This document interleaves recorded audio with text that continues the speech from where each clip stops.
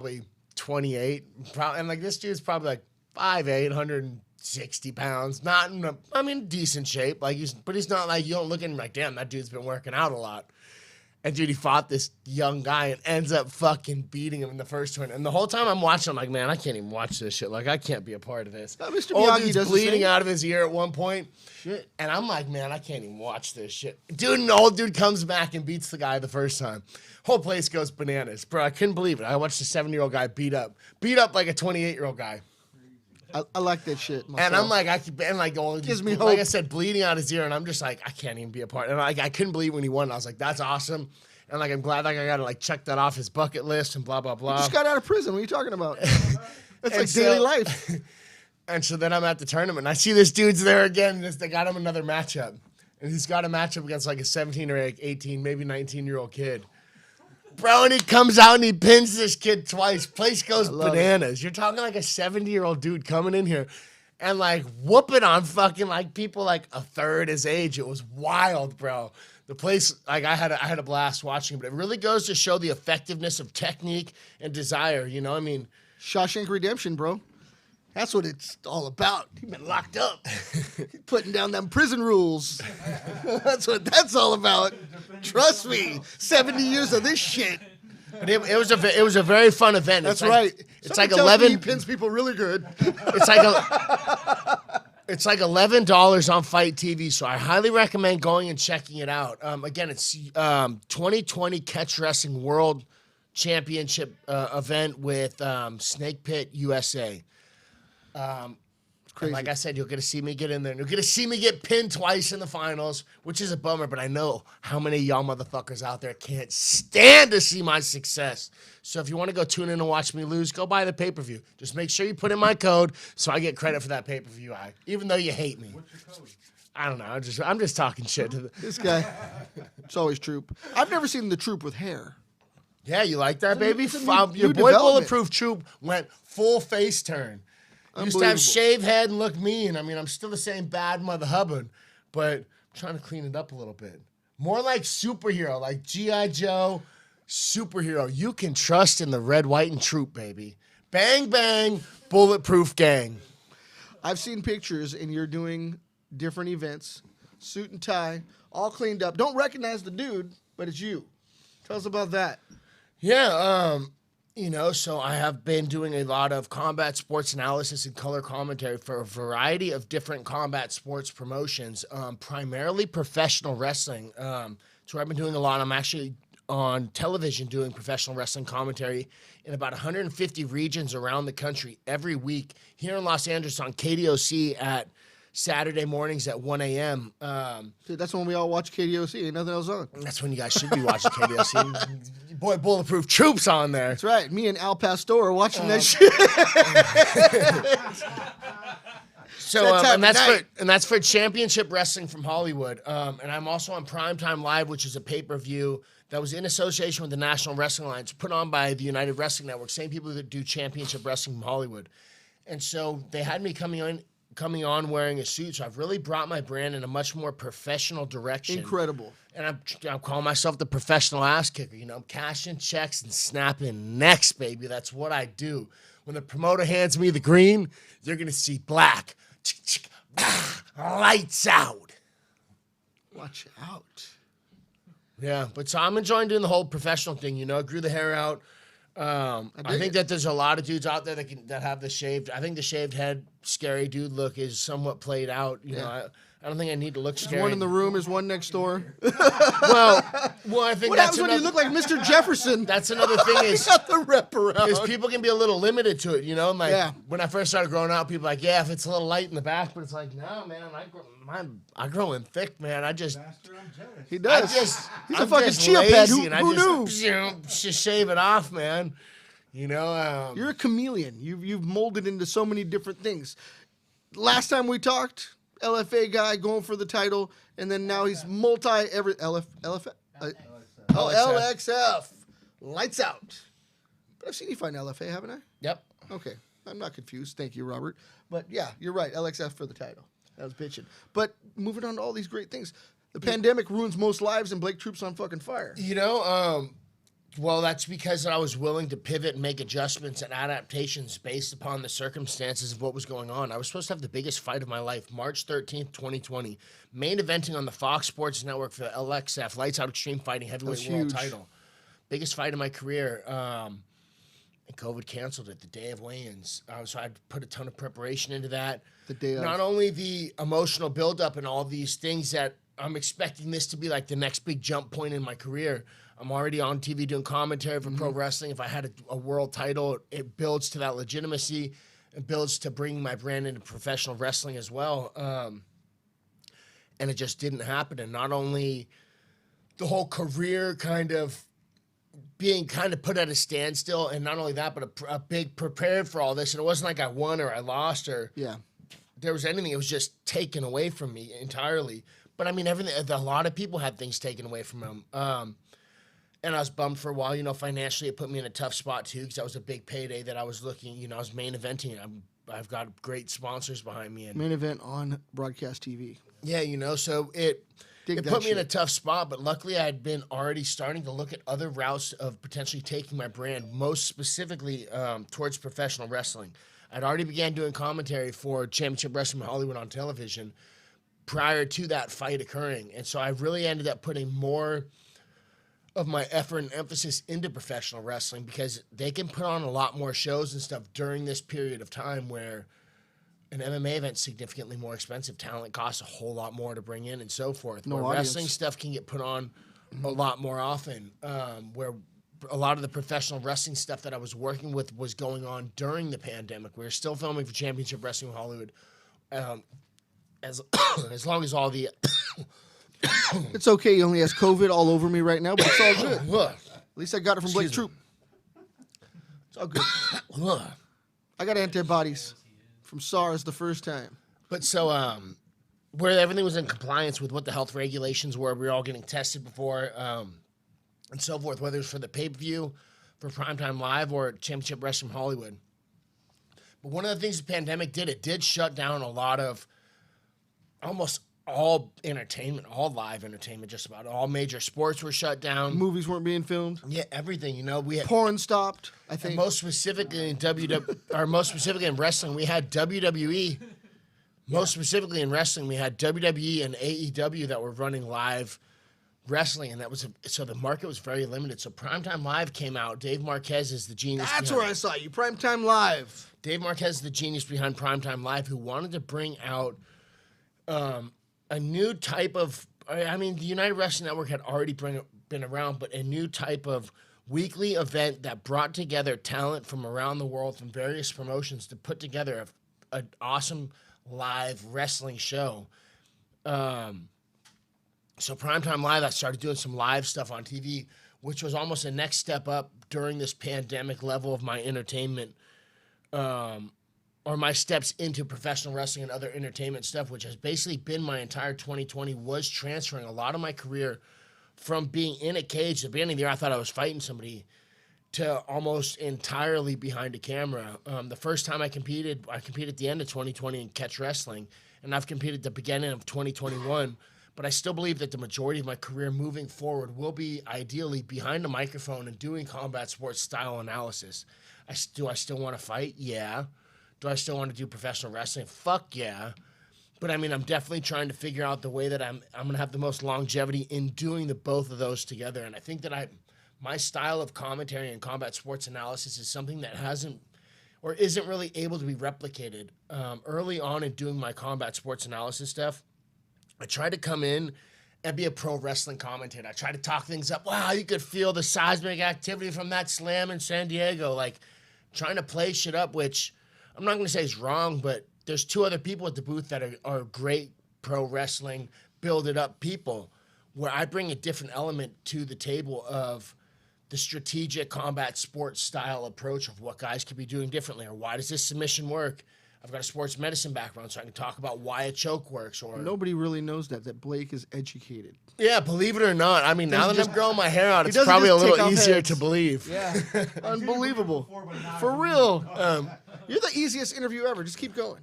You know, but so I'll just listen. where I would start talking a lot, and I would start treating it like it was like I was legitimately breaking down a real sports competition because I've already done a lot of combat sports analysis style commentary for combat sports, whether it's been jiu-jitsu, kickboxing, MMA. I mean, man, I've done a lot of commentary.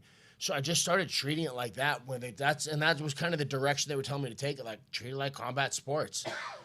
And so getting that advice from like Dave Marquez and the people I look up to really brought my brand into allowed me to really catch my stride doing the style of commentary that I've been doing. And I think that it's ignited a passion in me that I'm going to continue to try and do as much commentary as possible moving forward in the future. I really enjoy it. I really enjoy doing commentary. I think you do a great job. It's one of the things you do is articulate well. Thank you. And you're well thought out. It's so much so we can't get a fucking word in edgewise. Yeah, I talk a lot too. But fuck it. I didn't bring you here not to talk to you, so just, you do you is what I say. But yes, that's fabulous. And I dig that you're doing Primetime Live. I dig that you're doing like actual terrestrial TV, not just, the stuff we get on is pay-per-view, stuff like that. You're like you put on a regular channel and there's Blake Troop at 1 a.m. I'm having Al Pastor. Right? You know it. And how did you get involved in that? How did you just stumbled on it? Because I know you walked up to a karate tournament in Pasadena, walked in, doesn't know karate, just started beating people up. I know this legend happened. How did I stumble into which one? Into wrestling and in commentary. How does that happen? So commentary, who was the first person? Oh, you know who the first person I did commentary for was George Francis at I knew it. Rep. Fighters Rep. I did Fighters that Rep myself. was the first place that I did. Kickboxing. Yeah, and so it was kickboxing commentary, Yeah. and I just It's a cool talk thing. about fighting and try and break down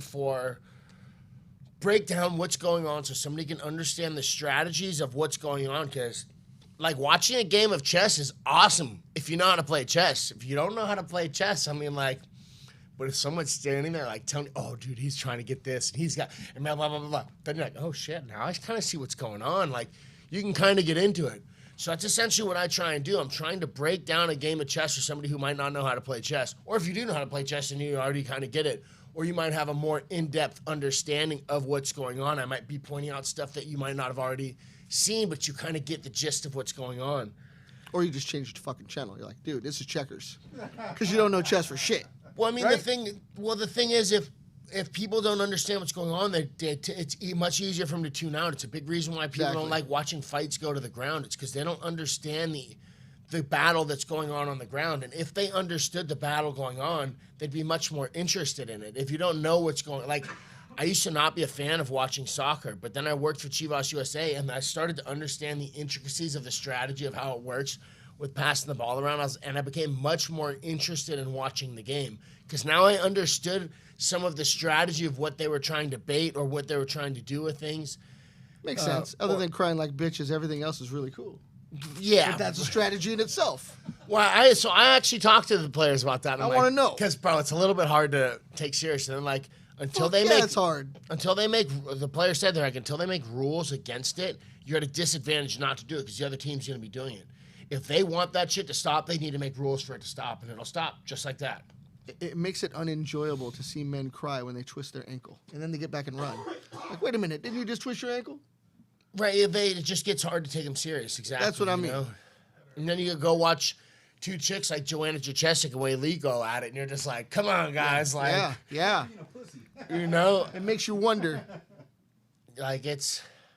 But I like the sport. I'm not knocking the sport. I dig rugby, though. But Rugby's the thing, the point I'm trying to make is the more that you can understand the strategy of what's going on, the more interesting it starts to become. And so I apply that whether I'd be doing commentary for jiu-jitsu, kickboxing. I'm talking about maybe where footwork is, angles, ranges, what guys are setting up, or what this dude should do differently so that doesn't work, or so forth.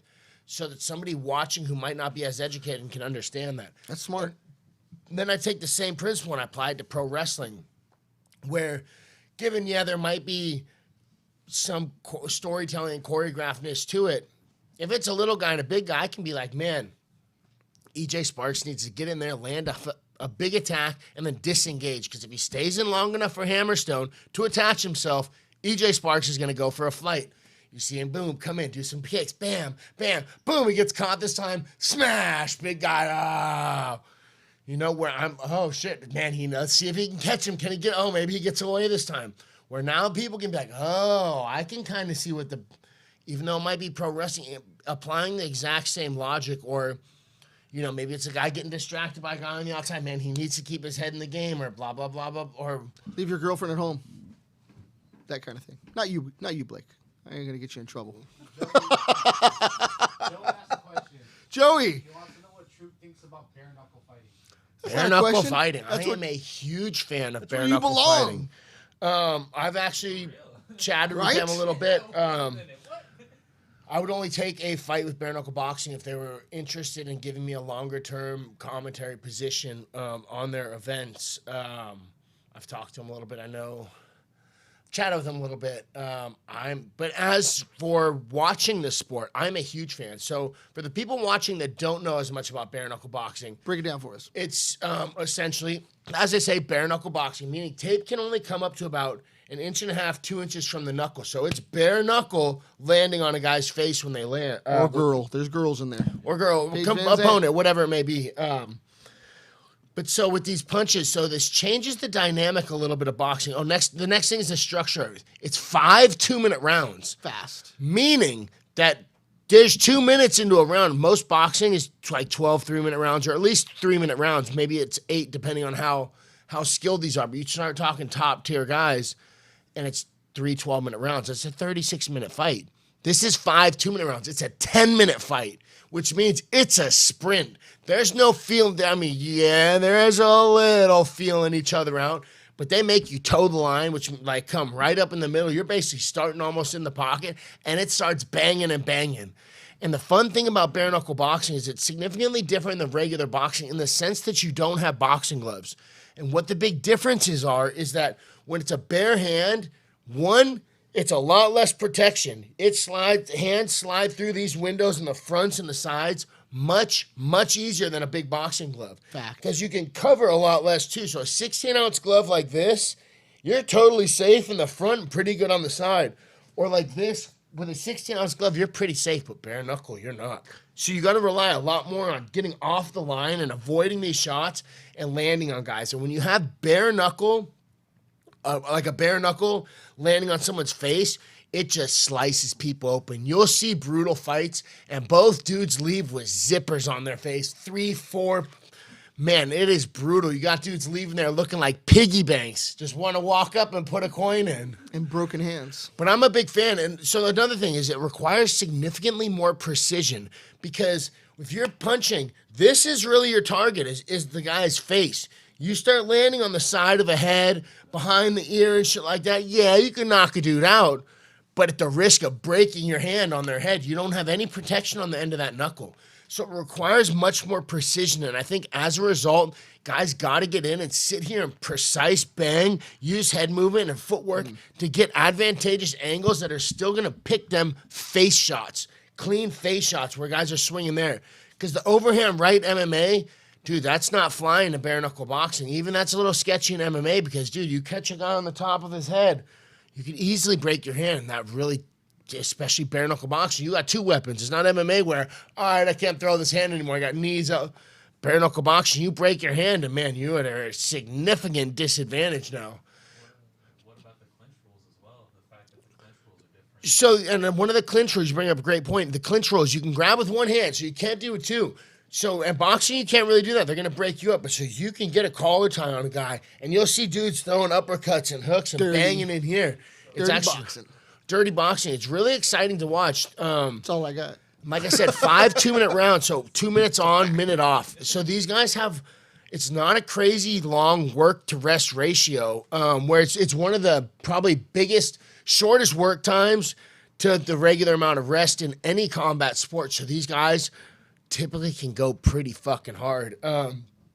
Paige Van Zandt just debuted against a girl named Britton Hart in Bare Knuckle FC. Bare Knuckle FC is the big one that I recommend watching it, which is also on Fight TV, owned by Dave Feldman.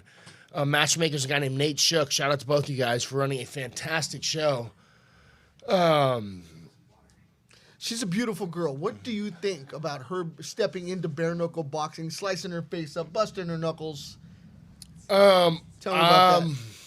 I think that they have high expectations for her to bring a lot of eyes to the product. It's smart. What's going on, brother? It's good to see There he you. is. Make fun of his haircut, all That right? I think you like that, right? Only a few of us can pull off this bald thing, right? Like he can't. I can. I don't got a You fucking got hair. If you got I hair, have no choice. if you got hair, keep it till it's gone, bro. Hell yeah, Dude. hell You're yeah. regretting this one day. Yeah, I'll keep that in mind. Yeah. Thank It you. looks good. Thank look Like, you look like what's his name? John Cena. With a beard. I'll take that. Hey, why not? John Cena with a beard. That was John let's- Dello interrupting our show. Thank you. Yeah, it's good to see. I haven't seen John in a As long usual. time. He got skinny. He looks But like a so little man. with Paige Van Zandt, I think that Tell me about they, Paige. they have a high expectation for her to bring a lot of eyes to the product. She's It a brought very mine. pretty girl. She's a pretty good talker. And she can scrap pretty good. In her UFC fight, she went out there and scrapped. She lost in her debut. They paid her $400,000 to debut. I don't know what her contract's going to stipulate for It's a great loss. future fights, but yeah, but man, when you start looking at the amount of money she got paid versus Right. how much a guy like me or somebody else, and you're like, man, you could have split that between 5 different people and put some money into real future potential talent. But then again, I'm not a promoter. I don't know what the F I'm talking about, so I can't sit here and really say this, that, or the other. Yeah, the payoff could have been bigger on their end, but she can go. But buy that's a house with gamble. Everything's a gamble. Like you never know, and Yeah. they're trying to find somebody to be a face person for the sport. Chris Leapin just knocked out a guy named God, what's his name? Hero Henry. But that guy's a stud, man. I'm a big fan of watching that guy. I'm gonna bring this kid on because he's got skills. He knows this stuff. Yeah, and so Hero Henry, fight you're exactly right. A guy to watch out for. But like, man, if they had given some guys like that a little more money, so that those guys could go out and get a really good strength and conditioning team behind them, and like full-on fight camps and stuff, where man, you could definitely, I think, get more bang for your buck investing in a long-term investment like a Hero Henry, them coming in and having a big ticket thing like a Paige Van Zandt. That's something against Paige, but then again, like I said, I don't know. Maybe I don't know what I'm talking about. I don't know. I'm not a promoter. I hope our show didn't just crash. I've never seen it do that. I was a little concerned when it went black, but I Right? see us on that other I one. know we're down below, so maybe we're still flying. When we have our producer's on the throne downstairs, so we have no idea, but it's all good. King Kamehameha's on the throne. Well, I'm just going to keep talking then, Just because do it. I'm pretty good at doing that. You're good at that. We're not live. No, it died. Go tell the poo-poo guy that he just killed. All right, well, perfect. I gotta get the fuck out of here. I got a little meeting later, Troop. Later, brother. Good seeing you, my man. Wash your hands. I will. Fucking sanitize those motherfuckers. You just never know. I can't believe Robert killed our show. No, bro, we're still on. This fool just gave me a high five on Oh, camera. we're sitting here dicking off. Sorry, our producer left to go take a shit. Yeah, see, bro, we're on. Yeah, I figured we were good, but Adam. Yeah, Pettis, so, sorry, we don't know what we're doing. Bunch of fucking rookies. it's only our first time 100 times over, but yeah. Well, this isn't even my show, so. Nah, it's all good though. We do this kind of thing. So anyway, back to talking about Get back on bare bare knuckle. knuckle boxing. Look at this. That's on the screen, realizing it. Dumbasses. Yeah, there's a delay, so we gotta see how dumb we are. We're all looking at our phones. That's live, Um, brother. So back to bare knuckle boxing. I'm a big fan of it. And like I said, it requires significantly more precision. And actually, we already covered all that. I'm talking about building up future stars. And Yes. there's somebody on there, or somebody who fought on the last event, that I think that they should be putting a lot of stock into and helping build up. And that is a guy named Brandon Lambert. Brandon Lambert came in and fought. I'm not sure who it was, but there was a ton of shit talking going up into it. He's been talking a lot of shit about John Goodbeer or Good John. Toss it Yeah, I'll over. take one.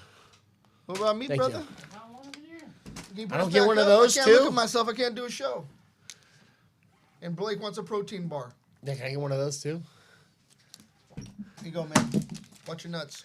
Um, Yes, but so Brandon Lambert. back to Brandon Lambert. Brandon Lambert is Animal. an entertainer. That dude is one of the funniest shit talkers that I have ever encountered, bro. He is hilarious. There's a guy named John Goodbeer, Good John, that he's just been roasting. And so that was this European bare knuckle boxer who came over with a ton of hype behind him. Looked like he was really good, had a pretty good head movement in some of the fights I've watched, and I was actually pretty excited to watch him get in there. He fought Charles Bennett, Felony, a.k.a. Crazy Horse, at 2 events ago. And, dude, it was a very very controversial win for Good John, the English dude.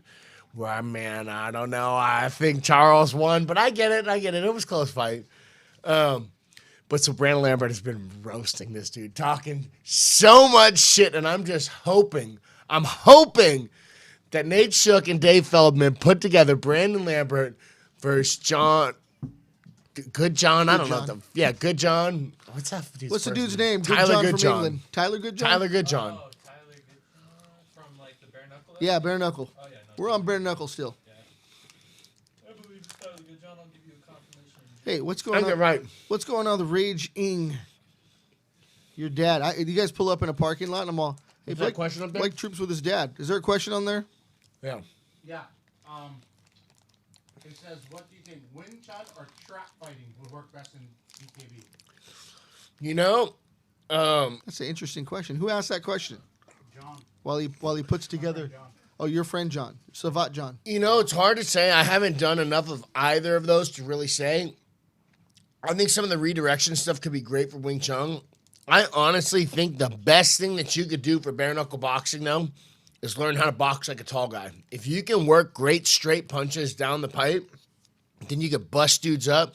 If you got good footwork, angling, and straight punches is what I think the best thing you can have for bare knuckle boxing. In terms of Wing Chun or trap boxing, I couldn't tell you. I haven't done enough of either. And I don't think it would hurt to have some of that redirection and coming over the top. Because, bro, back fist up top, I mean, if you're really just even trying to slice people up, you don't have to box or something. Like, man, if you pat over and boom, come over with the over the top back fist, man, that could be an extremely effective technique in bare knuckle boxing as well. Or like the barrage punches from Wing Chun, where they kind of like go the over the top. Like Just like he's saying. So what he's saying is almost coming in barrage punches and eventually trying to come over the top of someone's hands. I think having an experience of different stuff like that, particularly because the difference with boxing and bare knuckle boxing, like I said, you don't have boxing gloves on, so your hand becomes significantly more effective and useful of a tool, whether you're redirecting things and so forth, which a lot more traditional martial arts, which were designed for early modern warfare, where you don't have a fucking glove on. So being able to block a hand, trap a hand out, and then come back and strike over it brings up a lot of like traditional martial arts stuff where being able to avoid an attack and then counter into their force coming in. I don't think it would hurt to have back fist grenade. I don't think it would hurt to have either Back fist grenades. Who put either that of those. up? But if I would to recommend somebody what to focus on for bare knuckle boxing, to get in there and work on your straight punches, your footwork, and your angling. I had experience with trap fighting. Tell us about trap Yeah, fighting, tell me Robert. about trap fighting. I'm not entirely familiar with. Is this a Hawaiian thing? No. Here's the one thing I got. Making sure. They throw coconuts? I got introduced to it by a little guy named Mark Leonard. Oh, here. So it was with big gloves though. So what he would do was he would pinch my big glove and turn my body because my hand was extended to the side, so he cut an Change the angle. and just drill me in my face. He's dirty, He'd dude. catch it like this, and I couldn't pull it out because the gloves were big. He's And he was- 5'2". And so he said he's a the same thing badass. too, like when you parry. Yeah. He parried into an armpit, turned, and then just caught the shit out of you. It's dirty. So that he was just trapping your punches. Interesting. And using his body to change it. And he was the one who taught me about him and Ian Harris about blocking shoulders to contest. Yeah. To like crowd the shoulders where they're stuck on the side. And no matter what they do, if you can stay in dance, you can, keep them. You can direct it. really damaging you because their shoulders are crowded up.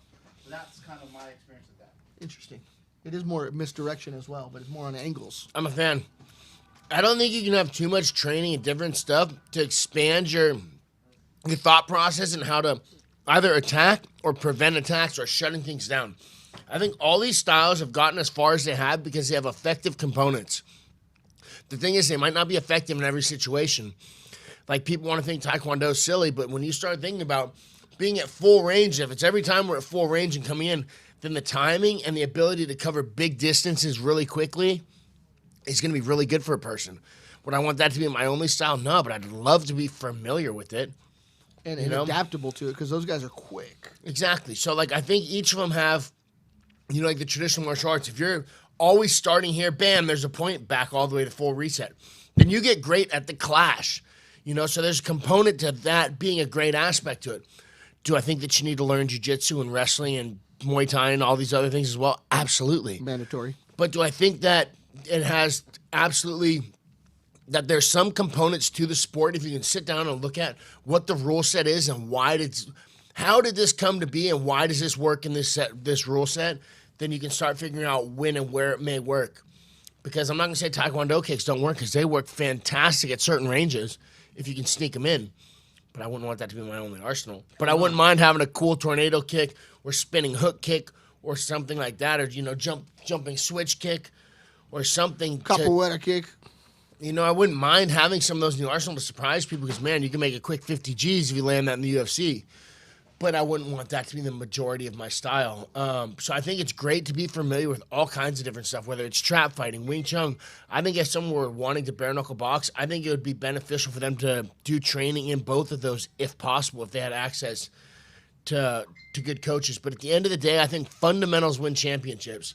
And I think the best fundamentals you can have for bare knuckle boxing would be in boxing, working your straight punches and your movement, because no matter what, that's going to work every single day of the week. Dig it. For real. I like the foundational stuff. Yeah, fundamentals win championships, my man. Dude that asked the question's a badass, though, so I know he comes with an opinion. I wish I could get him on the show. John, if you come on the show, we'd like your opinion on that. But a cool dude. Anybody bring up something like that, I dig. But it makes me wonder, is that something that you'll step up for? They offer you the paycheck, you going to bare knuckle? Not for commentating, but for throwing knuckles. Absolutely. I almost think my style of boxing is almost tailor-made for bare knuckle boxing. Yeah. The way that I've switched my boxing into extremely technical, very footwork oriented, long straight punches a lot. I think that my style would work very, very well for bare knuckle boxing. I think it surprised people too, because it's a very hybrid sort of style of boxing that is integrated from all my years of doing wrestling.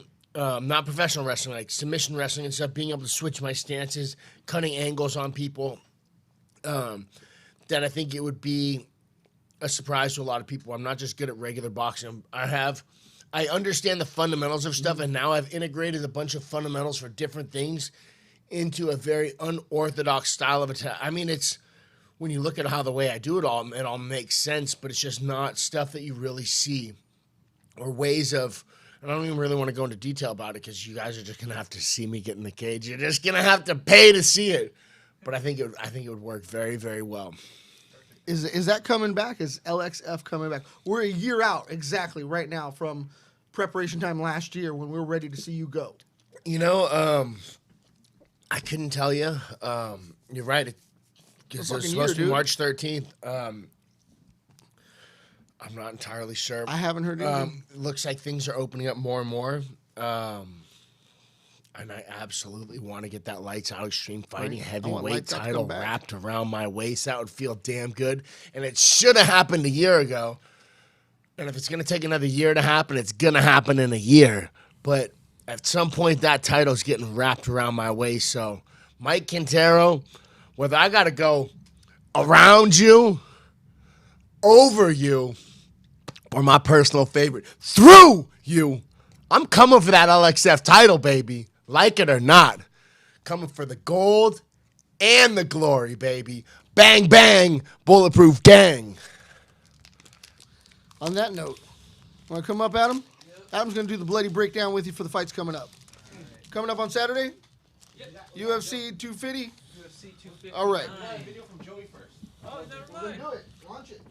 Joey's video. Yeah, we're just going to break down the upcoming Cool. fights and Yep. just who'd have been on.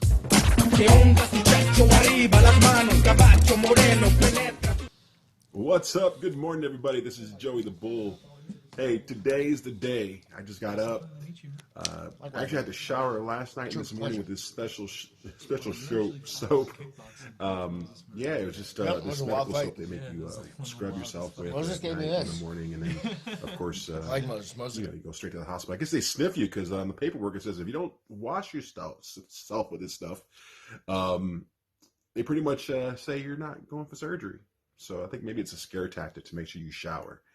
Anyway, I'll keep you posted. I'll shoot another video as soon as I get to the hospital. And peace out. Joey the Bull signing out. Okay, I finally made it here at the hospital. So I got to be in at 6 o'clock, sign in, and then get things done. What's that? Oh, my mask is inside out. I'm going to change. It's like my underwear. I wear my underwear inside out, too. Anyway, we're at the hospital. Anyway, peace out, folks. Joey the Bull signing out. Wow, today's the day, folks. This is it. My gown. They got me hooked up with IVs. It's pretty crazy. Surgery day. Keep me posted. Joey the Bull signing. If you guys can hear me through this mask, I'm sorry. Anyway, peace out. ¿Qué onda tu chacho arriba las manos, caballo moreno, penetra tu barrio, taking you a roller pero rock. Hey, what's up, Blake? All right. No words, no. None needed. Just throw up Trying the to guns. flex on him a little bit. I know. Really just showing how skinny I am. And, all right. We got an upcoming UFC 259 card. Adesanya versus Jan Blachowicz. 3 title fights, 4 champions, 1 night. And kicking off the card, we got Thiago Santos coming in at a plus 130 underdog versus Alexander Rakic. A very important fight for the light heavyweight division. A future, I say either guys, future title contenders. You know, we have the up-and-comer Alexander Rakic trying to earn that title shot, trying to make his name and himself known in the light heavyweight division, already earning some good, some great wins and some great finishes over in Anthony Smith, over Jimmy Manuwa. Had a good little, a good competitive fight with Volkan Ozdemir. So Alexander Rakic has really proven that he really is on for, I think, really big things, especially in this division. You can kind of see when the time he came in the UFC, there was him, Dominic Reyes, and I want to say Johnny Walker were the 3 hottest prospects we were all talking about in that light heavyweight division. And honestly, out of all of them, he's proven to be, I think, the best talent out of all 3. Dominic Reyes, we still have yet to see how his career plays out, already having fought for a title. But I think in terms of MMA skills and overall well-rounded game, I think he has the best one out of all the up-and-coming and just young prospects in the light heavyweight division I'm seeing. But I would agree Thiago 100% with that. I Santos- think something else to keep in mind about the Dominic Reyes comparison right there is Dominic Reyes has faced slightly higher level competition, in my opinion, thus far than Rakic. I think Rakic does have a ton of potential. Mm-hmm. And he is going against a very tough Thiago Santos. But I think Rakic is going to do it, and I think he might even be one of the next people to go fight for the belt. I think him and Dominic might potentially be next. But I got my money on Rakic, people. I don't know. Who do you got? I'm going with Rakic as well, just by the fact if you look at Thiago Santos' last fight, he still is one of the most dangerous contenders, but you could kind of see, maybe it was a little bit of ring rust, maybe it was him getting used to, like I said, he had a catastrophic knee injuries, 2 catastrophic knee injuries. Yeah. He blew both knees out. For the people that don't know, when he fought John Jones, what was it, about 18 months ago, 2 years ago? Probably about 2 years now, because he's, 18 months off? He blew out both his ACLs in the fight, which is probably a result of some of those oblique kicks and knee stomps that John Jones throws. So he had a significant amount of time off from that fight until leading up into his return fight against Glover Teixeira. Didn't look fantastic. Would you say that was due to a product of ring rust? Because that's where... at least that I could see, the fact that, for one, it was his first time fighting without the crowd, so new things to get used to. And on top of it, too, when you have a knee injury like that, you kind of have to get used to whatever new state your knees are in. And the things you may do, especially when it came to his jiu-jitsu or in his grappling especially, you kind of saw he didn't have that same, and you see this with fighters or just grapplers who've gone through those knee injuries. It takes a long time for that knee to get back to that full strength or maybe even where it once was. So he kind of didn't have the same fluidity. I 100% think that just a single ACL injury can absolutely change how a guy competes. Both knees, man. It's almost having to relearn how to do a significant amount of stuff where the guy spent probably 3 to 4 months almost in a wheelchair or locked into a bed, So for this guy to come back, even if it was, what was a 16-month layoff, I think? Yeah, it was about a year and a half. It's really hard to get back into being able to do all these things, then get all the conditioning back, get your timing back. Build, and then not only that, but to build up the confidence in going out there and shooting this double leg and blasting in on it or doing the things that you need to do. I 100%, I've seen it happen a lot of times in other professional athletes, and I 100% think that it an impact on the performance he's had since the John Jones fight, since he's sustained these injuries, and I think it's hard to not see otherwise when you watch his fights leading up into that title fight and the title fight performance versus how he performed against Glover Teixeira. I absolutely agree that he's not the same level of danger that he was pre-fight. Does that mean I don't think he's still a top contender? I think he's a bad dude, and I think he can definitely be in the top 10 or so of the light heavyweight division, but I agree with you that Rakic is a mean up-and-comer who's probably going to come in here and put it on Thiago Santos and try and prove a point showing that, hey, man, I want to get a fucking title shot soon, because he is definitely very close to making And he's that also happen. a little bit of the bigger guy as well. Never been I couldn't imagine a world that Rakic makes middleweight. Thiago Santos has made middleweight. He's a smaller guy. He even, him and Anthony Smith are relatively, when it comes to light heavyweight, similar size. When you watch the Anthony Smith-Rakic fight, Rakic looks bigger. His musculature looks bigger. His calves look bigger.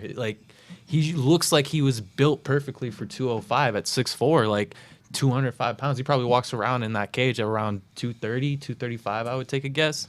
So I'm going with the younger, bigger, hungrier, up-and-coming man on this one. I agree with you, and I think that's the a safe bet for the people at home. What did you say the odds were? Rakic is coming in at a minus 160 favorite. That's a pretty safe betting line I'm taking. I'm not surprised by that. I would even have thought it was a little higher than that. Yeah. One I'm actually surprised there's such a big difference in is Islam Makhachev versus Drew Dober. Islam Makhachev coming in at a minus 360 favorite, with Drew Dober coming in at a plus 270 I'm actually underdog. not entirely surprised to see that. Khabib says that the future of the division is Islam is the future of the division. So I'm not entirely surprised to hear that. So if a guy like Khabib, who has really ran through everybody up there, is co-signing on this guy saying that about him, I am not surprised at all. And I think that they're putting him on such a stacked card because they're going to start investing in this dude, potentially making his way up and being the next one of the guys that is the future of this division. Mm-hmm. So I'm not surprised at all to see that big of a difference in it.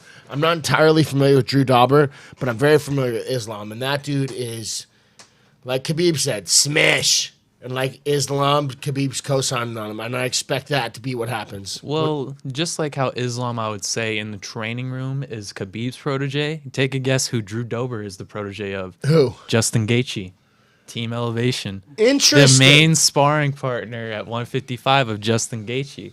One of the things that one of the things that most people don't realize about Drew Dober, he's kind of I'd say a little bit of a dark horse at 155 in my opinion. His last fight against Alexander Hernandez is an amazing athlete, incredible talent, a guy who kind of a little bit of self-taught in terms of MMA, never really had that home-based camp and made it all the way to the UFC.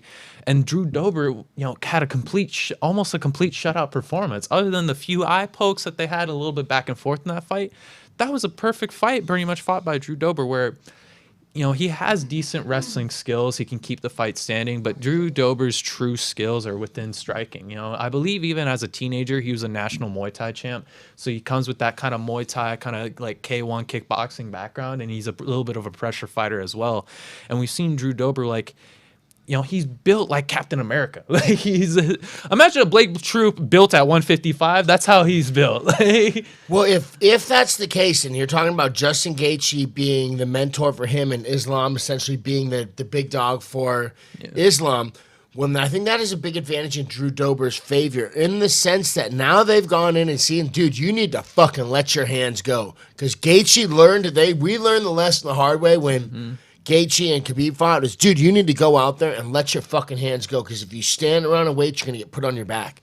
And so if they're able to go into this game or into this fight knowing that they need to come out, let their hands go and try and knock Islam out, as opposed to kind of be patient like Gaethje, in my opinion, was too patient in their fight, a little too gun-shy, then that could absolutely spell for something different in this. And what a counter win this would be for the Gaethje camp and Team Elevation to get this win over the Dagestanis. That's interesting. I didn't know that. That adds an interesting element to this fight. I definitely still highly favor Islam Makhachev because of how easily Khabib was able to beat Justin Gaethje. I think we're looking at a very similar matchup of just I don't know if I should say the less skilled version of those two. I would say both have similar styles, but in different body types. I would say Drew Dober's a little bit more of that bigger, bulkier, I'm coming in with a lot of like, kind of like a powerlifter's strength, I would say, just from the way that he's built, and just by the fact that he does have a lot of muscle mass and he does explode pretty heavy.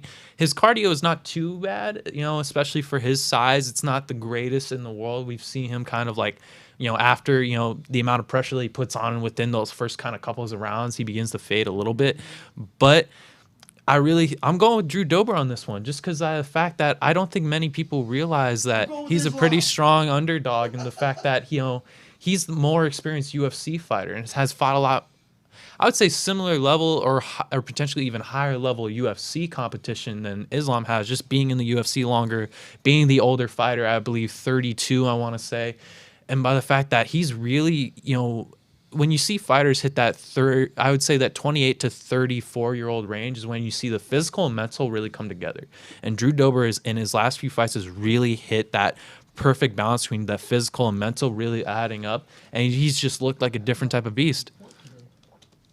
That should be a fantastic matchup. I'm even more excited to watch it now, knowing that Drew Dober is the young gun for Gaethje and Islam Makhachev is the young gun for Khabib. But man, Drew Dober's got 9 losses. He's 23-9. Islam's 18-1.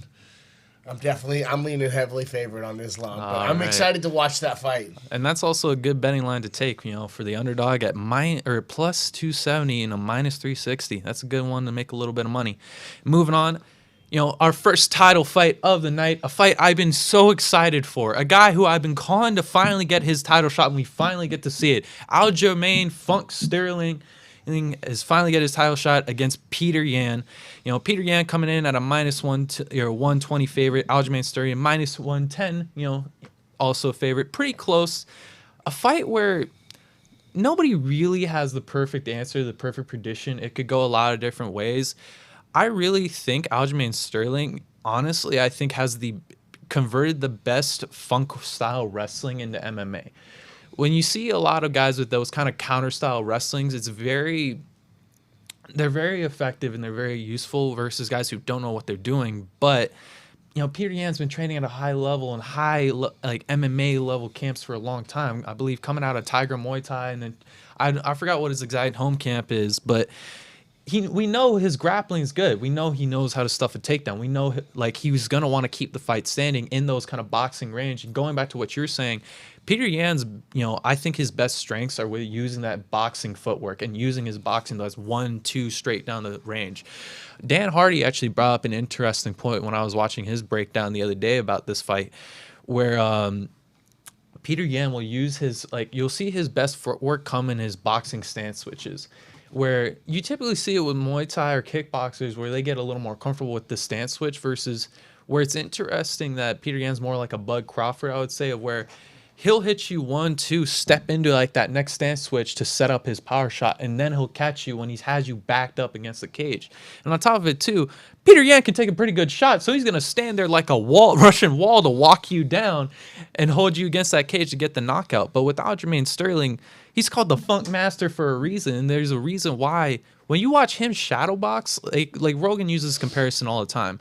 There's certain fighters you watch, if you were to see their shadow box, you'd know exactly who it is. Aljamain Sterling is one of those fighters. He's in and out. He uses a lot of flashy styles. Every time you think you have a hold of him, he hits you with the constant, that funk style wrestling counter. And on top of it too, having a Matt Serra BJJ black belt, he also knows how to use his wrestling to convert it into his jiu-jitsu for that submission. And honestly, I really like Aljamain Sterling on this fight. Is just by the fact that although Peter Yan is dangerous with that move forward style, I think Aljamain Sterling, the fact that he works off the single leg for everything, he's going to be able to use his length and reach to be able to get on the inside to get that single leg and take the fight to the ground, where I think he's just going to have the advantage, just, like a Khabib, just maul Peter Yan. Yeah, so I agree 100% with Aljamain Sterling coming in and getting the better of this. I think that Peter Yan's a tough dude who likes to stay inside and bang. I think you're going to see maybe relatively even on the feet, kind of, but you're not going to see Aljamain just coming in and staying engaged. I think he's going to come in and engage and disengage and make Peter Yan come at him and chase him around. Then when he's chasing him a little too much, he's going to pick that single up, work him, try and get him on his back, and then beat on him for a little while. Peter Yan's so tough, though, that I don't think he gets put away, but I think he gets beat up pretty bad, slowly fights his way back to his feet, and we see about 5 rounds of that. I think it'll probably go to decision because how tough Peter Yan is, but I think it's going to be it's going to get more and more into Aljamain Sterling getting looser and looser with his boxing and setting his takedowns off it until he almost doesn't even need to set up his takedowns later in the rounds after he's just battered Peter Yan. But I think it'll be a relatively more one-sided than the betting lines have it in terms of Aljamain Sterling getting the better of this. And like you mentioned, why did it take so long for Aljamain Sterling to get a title shot? And dude, that fool must have pissed in somebody's Cheerios or something, because there were a lot of times where I think Aljamain Sterling should have gotten that title shot, but he did not. And I don't know why, but it's just like a Leon Edwards where, man, that dude pissed somebody off because That bad luck. I don't know if I'd call it bad luck too, because there were a lot of times where you're like, man, this dude totally got overlooked for this for whatever reason, or and maybe not, maybe it was just bad luck and stuff. But you start to wonder, like, man, well, like, what did this fool do to not get this? Like, why is everyone so mad at Leon Edwards, or why is everyone so mad at Aljamain Sterling? They're not giving him this title shot. Like, what's going on? Yeah, but he's coming for that ass. he's finally getting it, and I think he's going to be coming for Peter Yan's ass. And I think we're going to see Aljamain Sterling crowned as the new champion. All right, moving on. Another very interesting betting line. Another amazing title fight. Return, in my opinion, return of the female GOAT. You know, Amanda Nunes coming in at a minus 1,200 favorite versus Megan Anderson at a plus 700 fight or underdog. A fight I expected to see, but not this soon. You know, and to back off of like, oh, why did this take so long? This is a more the why is this so soon type of fights. Amanda Nunes, like I said, we've seen. She's already proven herself to be one of the greatest female combat sports athletes of all time, beaten pretty much every legend within the female division of MMA. Yeah. And then on top of it too, beat them soundly. Other than the Valentina fights, which were pretty like somewhat close, back and forth with a lot of damage. But everybody else she's beaten soundly and with finishes and different styles too. We've seen her absolutely submission. Her legacy is the best female combat sports athlete in mixed martial arts and maybe combat sports as a whole. I 100% agree with you there. With what she did to Ronda Rousey and Cyborg, it just like, man, the two people that Misha Tate as well. The people where you start talking about being in that category, I would love to see Valentina Shevchenko and Amanda Nunes number 3, but we'll see. That's one that's tough. It's like that's the size difference in that fight is a tough one to call. But getting back to this one with Megan Anderson, a big 45er. I think one of the tallest. I think MMA, like female MMA fighters, is like just assigned to the UFC, but just one of the tallest in 145 at 6 foot. With I want to say she has a 4-inch reach advantage. I want to say, and on top of it too, I think she does in terms of striking has kind of.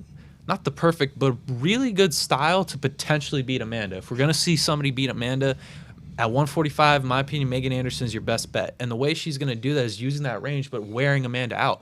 Amanda is so explosive and so strong. When she throws her shots, we've seen her fade before. Her best power is at the extent or the full extension of her punches. When she's knocked somebody out, she gets that full range into it, and you really see that philosophy of pushing your punches versus whipping your punches. When she whips that punch, it's lights out. Versus Megan Anderson, we've seen her be able to go those 5 rounds, be in those Invicta title fights where she'll kind of slow you down, eventually see your cardio wear and start picking you off with the jab to set you up with a big knockout against the cage. Again, at full extension of a punch. But I'm just, like I said, I got to go with what I've seen in terms of consistency and what I've seen in terms of skill set. And I just don't think Megan Anderson is there yet in terms of just skill sets. I agree with you, and I agree with the bookies 100% in the sense of, and like I mentioned, Amanda Nunes is the greatest combat sports athlete in the UFC. I don't think anybody currently gives her any type of run for her money, including Megan Anderson. I don't think Megan Anderson is necessarily ready for this level of competition, but Megan Anderson is a former Invicta champ. She has had multiple 5-round fights. She has 5 rounds of gas. And like you're mentioning, the one thing that she does kind of have as an advantage over Amanda Nunes that makes this, that it brings up a potential questionability of how's this fight going to go, is this size differential. Amanda Nunes is a big chick who really bullies everybody she gets in there with. And not that Megan Anderson's just going to be going to be able to just counter the bullying, but she's big, she's long, she can fight long, she's got a great jab. And if she can keep her down there and stick her a handful of times, man, you can definitely start changing the pace of a fight. If you're willing to fight behind your jab and you know you got 5 rounds of gas and you start turning it up in 3, you know, not that you're giving away 1 or 2, but you might be putting money in the bank by picking and picking, knowing that you're going to keep building up the gas, which is what Megan Anderson is kind of known for doing, where she keeps pushing it, particularly, like you said, behind the jab. But again, I agree with the bookies. She's a huge, Megan Anderson's a huge underdog here. I think that they need to kind of bring her up, though, and give Amanda Nunes a shot at this. And not only that, but start pushing potential future stars for this division. Amanda Nunes just had a kid. I'm not sure how much longer she's going to continue to own this division after a year or 2 years. So they're starting to probably look around for other younger people that have the potential to start coming up. You got to give a shot at the big dog, because who knows? Maybe she goes in there and knocks her out. It's possible. And we It's have the combat greatest sports. upset in MMA women's combat sports history. This, You know? like, if Megan Anderson wins, this is the greatest upset And I think I've seen in she's women's handed MMA. a huge opportunity here, but she's got the skills behind it. And another big thing that I always talk about is she's marketable. She's a good-looking girl. She's Australian, so she brings a big demographic of potential viewers. Twitch streamer. You know, Twitch streamer. You know, so there's things behind it where she'd be a great champion for them, or at least people want to tune in and watch. And let's say Amanda Nunes retires in a year or 2, and Megan Anderson absolutely is up in the conversation of being one of the people that could be a future champion easily. upon Amanda's departure. But to have had the shot at fighting Amanda and potentially shocking the world in a major upset. But I expect to see Amanda Nunes knock her out within the first 2 rounds. If I were to bet, that would be my bet. Yeah. But the odds in this fight are just so stacked that it's almost not worth betting on, in my opinion. It's really not. I got to be honest Throw with in you. a parlay, though. If you're going to do something, throw that in a parlay and Amanda Nunes win. That is easily a good parlay, especially for that, like, first. I'm also going to go with that first 2 rounds knockout. Just, we got to go with consistency, and consistency out of a GOAT, it's something you can't beat.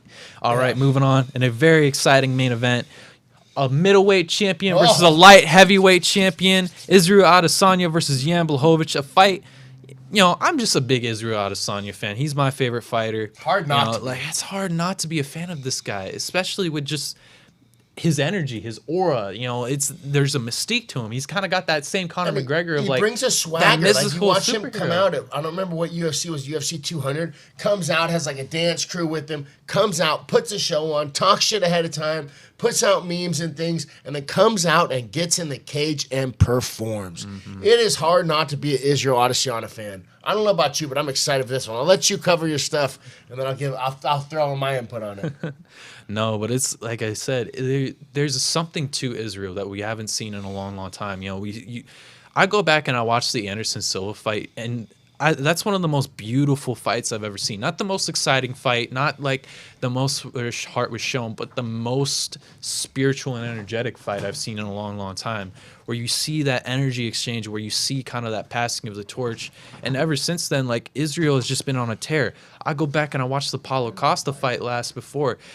The reason why I think Israel's so effective is that he's so calculated into even the little movements of fighting. You know, he'll throw a little feint here. He'll throw a little head movement here. He'll move his leg every here. There's no wasted movements, and everything he sets up is for a bigger trap as well. And on top of it, too, he beats you before the fight starts. With that Paulo fight, you see him, you know, every other fighter, he was coming out like a marauder trying to take the head off. When he was in that fight with Israel, you know, granted, he was getting his leg chewed apart, and you could see with the cupping on the calves, and that was just amazing strategy and technique by Israel's team, but he didn't look the same. Yoel Romero, when he comes out, you know, Israel got caught by that one big left hand, realized this guy can crack. I'm not going to play this game. You know, I'm the champion. You came in here, and I gave you the opportunity. Come steal my title. And, you know, he fought an incredibly technical fight and beat Yoel Romero, relatively taking the least amount of damage against anybody who's fought Yoel's, like, Romero. Like, everybody I've seen fight Yoel Romero, whether they won or they lost, they walked away with some career-changing injury. Luke Rockhold with the shin grafts, you know, Robert Whittaker, you know, getting his knee blown out. And it's like Israel Adesanya, boring fight ever. Most boring title fight in a long time. That's not a bad injury to take away. And then, but you see him with these guys, and especially with these kind of pressure style fighters, where you see Israel's best game. I really hope Jan does not try to stand. His best chance of winning this fight is honestly on the ground. I do think he has a big advantage, on the ground by the fact that he has 65% takedown defense. He knows what to do with wrestling. He has good hips. And on top of it, too, he's a black belt under Joe Moreira. Shout out to him. And I know that he's a black belt on Joe Moreira. That actually Yeah. increases his value on the ground game in my book more than I had given him credit for. Oh no, incredible! Like Yan has some impressive submissions. Like I don't know if you've seen, but he's one of the few guys that I've seen have a standing rear naked choke. Like, I believe it was the Devin Clark fight. They get up get caught up against the fence. Yan, just having the knowledge that he does about weight transfers, everything, kind of shucks his arm over, is able to get behind him, and while standing, kind of locks his arm over and gets the standing rear naked choke, which. I don't know if for most people who haven't grappled, that's a pretty hard choke to get, Really especially standing in an MMA fight when your adrenaline's going, it's crazy. Without having full control. Because people wrap around here to get full control of the body so you can really attack the neck. Mm-hmm. But to just have the neck, you lose a significant amount of control. So that's really impressive to get a standing choke. Very, very impressive standing rear naked choke. No, we've seen the legendary Polish power. We've seen him at when he went back to Sweden on his second run, returning to his home camp. And we've seen this with fighters before. On their first UFC run, they try to change everything, get to the new, bigger camps and all that, and it just doesn't go well. But when they, after they have that second resurgence, that second run back at their home camp, and they're feeling good, they're flowing, and they're winning fights, like Jans looks like a brand new monster. I think this is going to be a very competitive fight. This is going to be a pretty tough fight for Israel, but I think he stops him within the later rounds. Just by the fact of you see Jan's style, he tries to come in forward and he does his best fighting in the pocket. All those legendary Polish power left hook knockouts came in the pocket when he was moving forward, when he was pressuring somebody off. But when you see we've seen it time and time again. Big, powerful, strong middleweight or strong light heavyweight fighter comes at Israel. He sets you up with some kind of tricks and then sets you up for the knockout. I think Yan has enough IQ to try and grind it out for the first few paces, but I think Israel sets it up for the late round knockout. Yeah, so you covered a whole bunch of stuff. The first thing I'm going to go into, I'm talking about where you're talking about how Izzy has fought a handful of these guys, particularly Yoel Romero, and came out looking unscathed. One of the things that Izzy is incredible at is not taking damage. There's only one fight that I can think of, and that's Kelvin Gastelum, where he looked like he had been in a fight. Everybody else, he might look like he got punched once or twice, but he doesn't come out of there looking all fucked up. He whooped Paulo Costa, who's a killer, looks fantastic. Same thing with Yoel Romero. Man, he has fought a lot of tough dudes and come out basically unscathed. So he's very good at avoiding taking damage. And the reasons why, one of the major reasons why, is because of how experienced he is. He really understands ranges and playing the different games and stuff, and he's extremely long. The guy's built almost identically to John Jones, and he utilizes a very good long-distance attack style game, which you bring up a great point about Jan's style. He likes to bang inside the pocket. It's where he's best, where those big hammers are coming through. Mm-hmm. The thing is, round punch range and kick range are two significantly different ranges. Straight punch range can overlap a little with kick range, but round punch range does not necessarily overlap so much with kick range for the most part.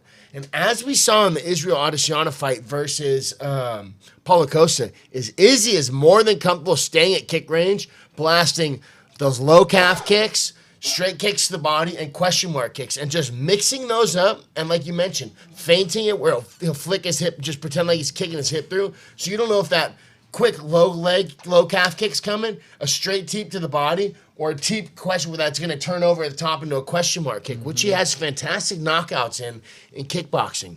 So the guy, in my opinion, we're going to see Izzy sit at range and start picking at him, and trying to, and I think we're going to see Yan look very, very similar to Paulo Costa in terms of, what do I do? I think we're going to, because of the way we saw Paulo Costa lose, I think we're going to see more urgency out of Yan to try and get in and get the takedown, close the distance, wrap him up, and put him on his back. Because standing is not the place that or that Yan wants to be with Izzy. He might be the bigger guy. He might be the stronger guy. But he is definitely not the more experienced guy in terms of striking. And Izzy is on a totally different level.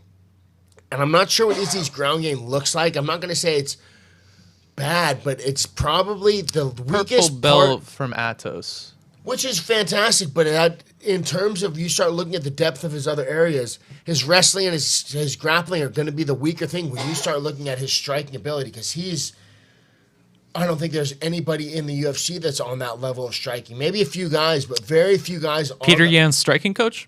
That's about it. You know, where it's very few guys are on the level of striking that Israel Adesanya is. So that's not where Yan wants to, even though the Polish power and blah, blah, blah. Izzy's coming up. Izzy says he's not putting on a ton of weight. I've seen pictures of him looking a little more jacked, but he says he's not putting on a ton of weight. It's more the speed, like the lean speed that he keeps at 185. Even at 185, I think that's really the Izzy fast. that needs to show up. The Izzy that's used to fight. I mean, if you're talking maybe like 5 more pounds and it's just because you didn't diet so much, but you're still doing the same amount of cardio and so forth, that's the Izzy that needs to show up. Not an Izzy that's trying to put on a bunch of weight, because his body's used to working motor patterns with the same size body segment. If you put a 1 pound weight in your hand, you try and punch, it's significantly different. Or if you go to touch something with your coordination, you put a 1 pound weight in your hand and try and touch it fast, your body's not going to be accustomed to this now 1 pound weight here, and it's going to change the motor pattern a little bit. Izzy's gotten to where he's at being the Izzy that he is. I think if he just doesn't diet quite as much going into this, then that would be what I'd recommend for him going up to 205. But that means Yan's probably going to have about 30 to 40 pounds on him, assuming Yan probably cuts down from 230, 235. Yes, that is where I believe I just watched a recent interview. He walks around at around like relatively in that 235 to 240 range, actually. Which is exactly where I would expect him to be at, which means he's going to have potentially about 30 so pounds on Izzy potentially going into this matchup. Which 30 pounds, and when you're on your back and you got a guy who's 30 pounds on top of you, it can be a significant difference. And that's where the major advantage is in Yan's position, in my opinion, is having that weight and being able to utilize it on top of Izzy. Here's the downside. You're 30 pounds, you're a little bit bigger, and you're probably a little slower. Mm-hmm. The way that Izzy is able to see these openings, bait these things, and see attacks coming because of his experience and fight IQ, man, if he's slower than some of these fast middleweights, then, man, he might be getting picked apart and chewed up even faster. Yan's a tough guy, though. I'm expecting round 3 or round 4. TKO probably set up off of some type of head kick. That's what I was thinking as well. I'm saying head kick fake to straight right knockout. That's my guess. Wouldn't surprise me something along those lines. Maybe even a question mark kick off something where he follows up. I don't think he's going to get the knockout just from the kick. I think that kick is gonna be the thing that opens up the finish to it, though. Well, I also think too, like where you see, like, going back to that head kicks knockouts, the reason he gets a lot of those as well is the fact that Izzy is able to throw with full whip and power off and off balance, like you see with the Robert Whittaker knockout. The reason that punch is so powerful is like he was essentially back here fully cocked and loaded, like his whole body whipped back from that lean back, and then lean forward right into it to generate enough power with him being so long.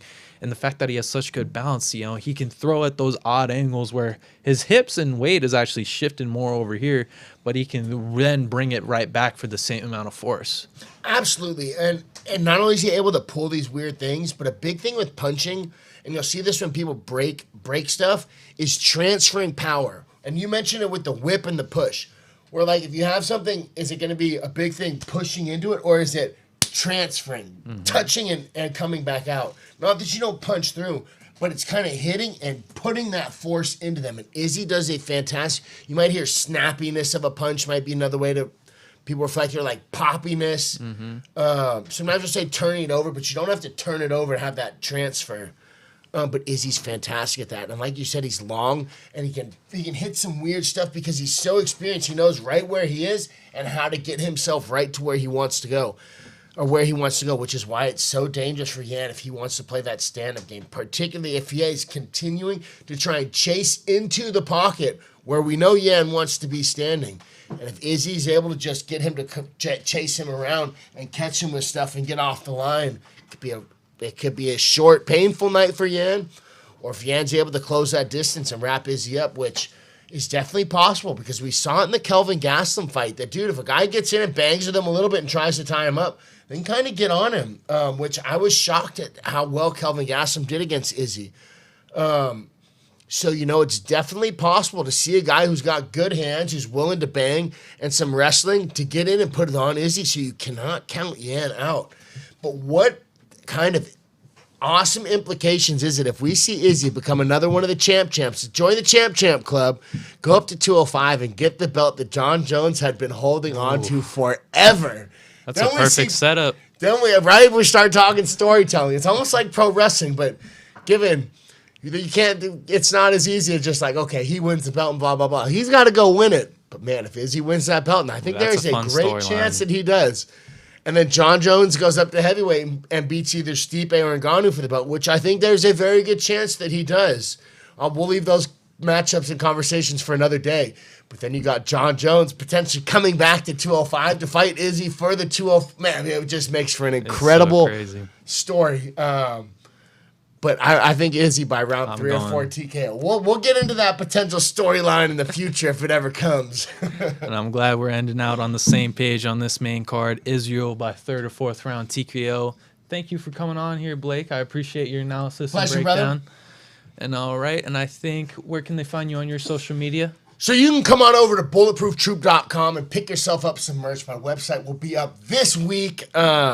You can find me at Bulletproof Troop on Instagram or at BigTroop22 on Twitter, Facebook.com/Bulletproof Trooper. All my Bulletproof Troop bets and Troop bets out there. Shout out to y'all. You can also find my podcast, Cage Theory, over at the Hameen Media Group, the Rational Rage Network, or PW Hustle. Appreciate everybody over here at Cage Theory. Shout out to my man Adam Woods. Shout out to my man Robert. Shout out to my man Dondo. And shout out to my man right here. I forgot your name. Adam. Well, you guys got 2 Adams on the show now, or you guys got I'm Adam Araby. I'm Adam Youngblood Araby. So. All right, Youngblood. Bang, bang. Bulletproof gang. All right. And then you can always find me at adam.araby on Instagram, the Fight Life Connoisseurs YouTube channel and podcast. And then, always subscribe to the Free Admission Media on our Facebook, YouTube channel, Instagram, all that stuff. Our Life CBD, ARM, Conca, all our incredible sponsors. You can find John Dondo at John_Dondo or John.Dondo at Instagram. And then, always, follow follow our producer Robert at Free Admission Media. And let me give a quick shout out to all my sponsors on this last Snake Pit Catch Wrestling event that I had. Shout out to Dr. Mello over at Results Chiropractic. Shout out to Amanda Caloca over at the Refinery Bodywork. Shout out to Brett Roberts over at Apex Defensive Strategies. And shout out to Dr. D over at Rock LA. All the people that keep this mean, bulletproof machine on the mats, snapping necks, and cashing checks, baby. You can always trust in the red, white, and blue. Bah! Lights out!